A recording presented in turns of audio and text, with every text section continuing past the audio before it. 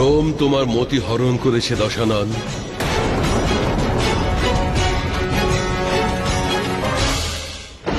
কখনো কখনো মলিনতা শুধু চন্দ্রতেই হয় না, মলিনতা দর্শনকারীর চোখেও থাকে।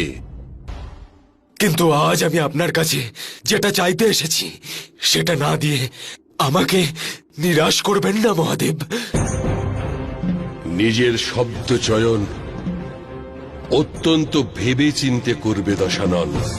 যা কিছু চাইবে ভাবনা চিন্তা করে চাইবে, কারণ তোমার বিবেক তোমার সঙ্গ ত্যাগ করেছে। আপনার কাছে অমৃত চাইছি মহাদেব।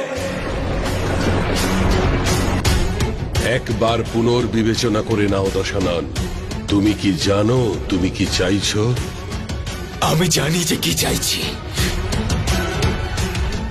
আপনাকে আমায় অমৃত পান করাতেই হবে। আমি তোমাকে অমৃত পান তো করাতে পারবো না, কারণ আমি দেবতাদের নিয়মে আবদ্ধ। কিন্তু হ্যাঁ, তোমাকে অমৃতের একটা কলস অবশ্যই প্রদান করতে পারি, যেটা তুমি পান তো করতে পারবে না।